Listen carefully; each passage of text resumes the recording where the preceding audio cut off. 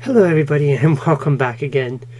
Today I'm going to be talking about another game, and unlike my last times I've been talking about games, because I'm not very experienced with this game, I'm going to give you some background information about the game, and beforehand I'm going to tell you my personal history with the game, which isn't much. I originally purchased this game back in 2006, 2007 at a video game. It wasn't a video game, it was a video store sale when I was living in River Falls, Wisconsin. I don't believe the video store is there anymore, but every year they used to have a sale to coincide with the River Falls days that was going on. And they had some movies, video games, and etc. And they actually did have a really good PS2 collection, and in fact, that's where I got a lot of. I played a lot of the games for the first time as renting from that store. I had bought this game as a lark because a lot of my friends at the time were saying it's a good game. It's based on Disgaea and stuff like that. But I just bought it, and I actually really enjoyed it. I didn't make it even a fourth of the way through. I think I made it to like chapter 3, and I sold the game. I regretted that because I've been looking for that game ever since, and I've recently reacquired it. That game is Pucelle Tactics. It was released in North America in May of 2004, and it was released in Japan under the title Pucelle Legend of the Maiden of Light about 2 years beforehand, in January 2002. It's an isometric tactics game. Kind of think of it as like Final Fantasy Tactics, or if you're more familiar with the Disgaea series, it's kind of like that. The story takes place in a country called Paprika. Yeah, really strange name for a country. And actually it takes place in a town called Pucelle. I'm probably mispronouncing that, and I'm sorry. And it actually revolves around the Church of the Holy Maiden. Now this church,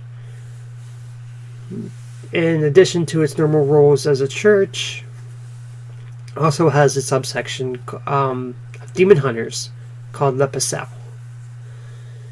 And the whole story is about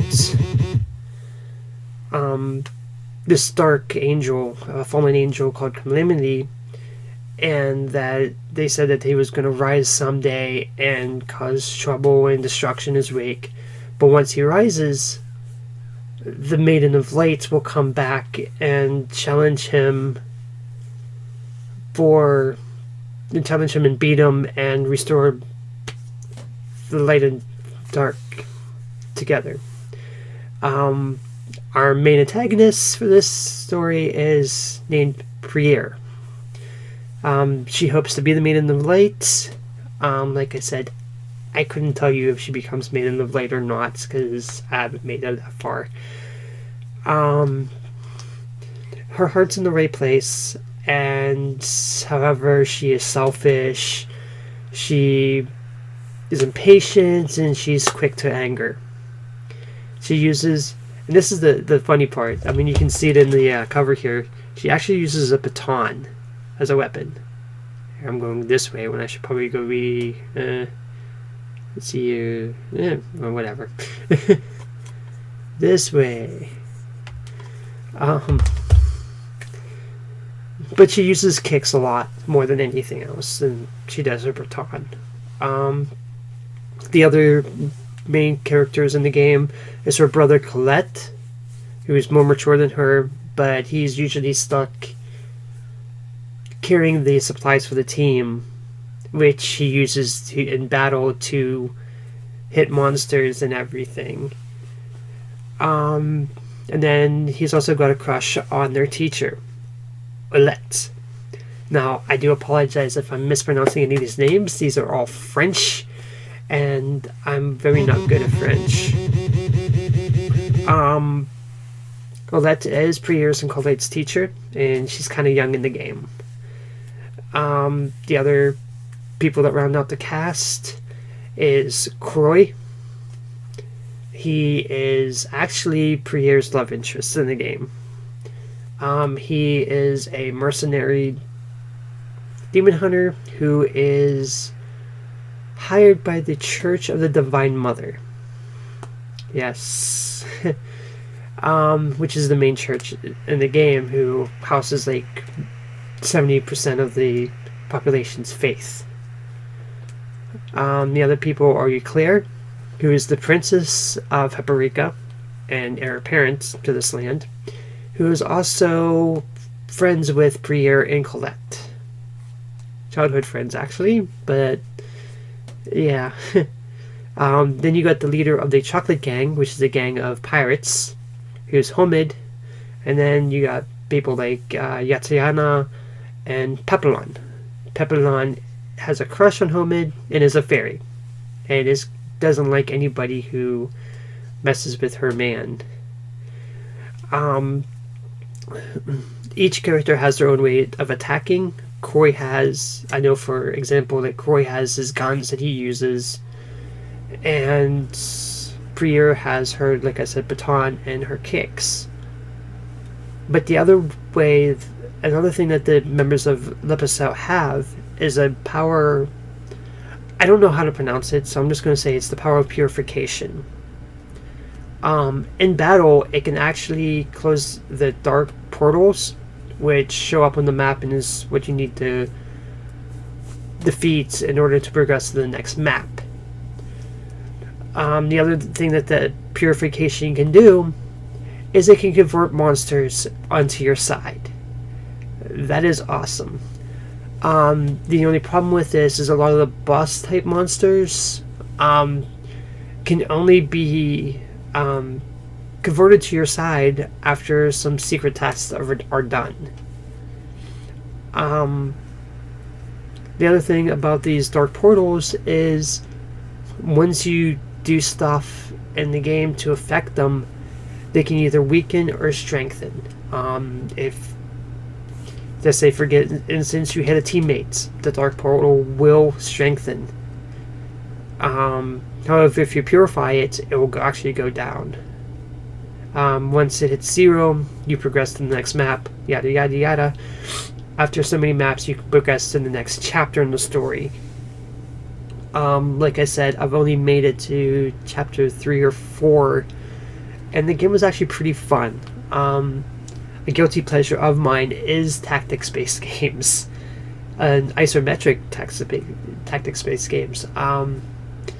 I've yet to play Disgaea, but I do have like Makai, I think it's Makai Kingdom in my collection, which I have yet to play, which kind of takes the squares off the thing, but still uses the isometric gameplay. However, the Pucelle Tactics is like, I think, the second isometric tactics game I've ever played. The first being obviously Final Fantasy Tactics for the Game Boy Advance, which I do have a lot of fun memories of playing with friends and stuff like that. But the game is actually really fun, and I would love to be able to finish it at some point. Maybe I will.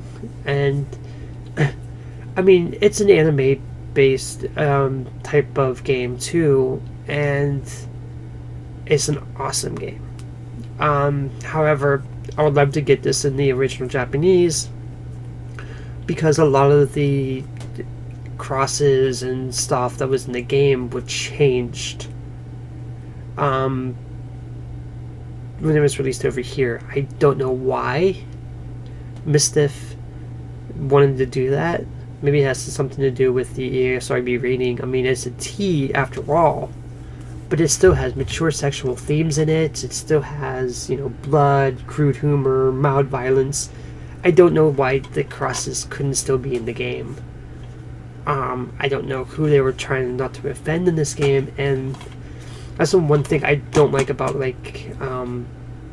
games when they come over here, is when they're censored like that, because some group might be